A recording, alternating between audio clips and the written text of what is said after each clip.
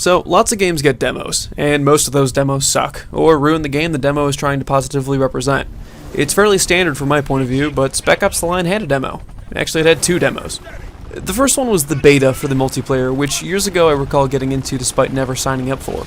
I played it for an honest 3 minutes before deleting from my hard drive, and retroactively I don't blame myself. The multiplayer is rubbish in my and most players' eyes. It doesn't hurt Spec Ops The Line single player in any way, but it did shape my opinion on the title of the game back then. Now by that I mean, saying Spec Ops The Line out loud could now potentially relate to one of 2 things in a gamer's mind: the single or the multiplayer.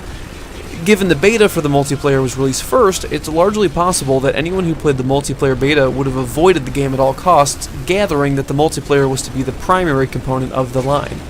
Now, I don't remember the exact marketing at the time, but it was pushed pretty heavily, and I almost went out of my way to ignore it.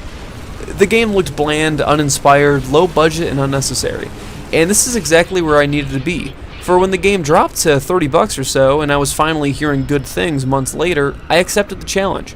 Part of me was hoping to find a diamond in the rough, the other part of me wanted something to mock. Now, both the multiplayer and single-player demos plant an idea in the gamer's mind before potentially playing Spec Ops The Line.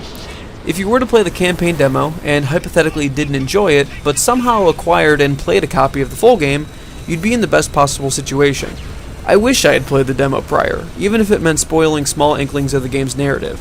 Or maybe I don't. It's hard to tell, really, but the demo will leave an impact on you, probably for the worse, which aids the game's symbolism and discussion points.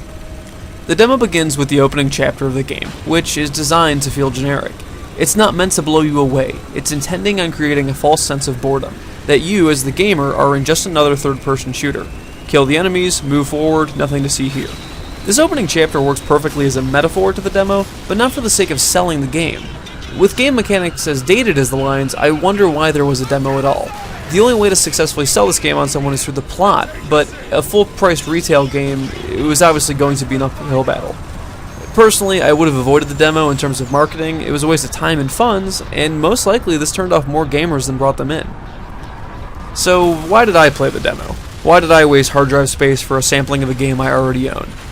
An Easter egg, of course, or what I thought was an Easter egg. There's a dead camel on the first road in the game, and someone on YouTube uploaded a poorly recorded video of this camel and claimed they were dinosaur bones. Users mentioned the difference, but I wanted to give it a look, or at least see if there were any potential differences between the demo stages and the full game. There's not. They have you jump straight from chapter 1 to 5, but only for the sake of gameplay, and they spell that out for you with an opening message stating that the gameplay is out of order. Otherwise, everything is identical. No different dialogue, no texture difference or alternate assets. Hell, the camel is in the full game itself. It's just easily glossed over as it sort of blends in with the sandy environment.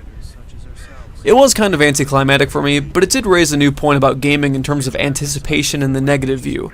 How going in with poor expectations could lead to a more dramatic and enjoyable outcome. Lastly, if there's anything specific you'd like to see me do a video or discussion on, leave a comment below. Also, liking and subscribing really does help me, at least on a motivational level. I like knowing what I'm doing is enjoyed, and any criticisms can only help me get better. Thanks for watching.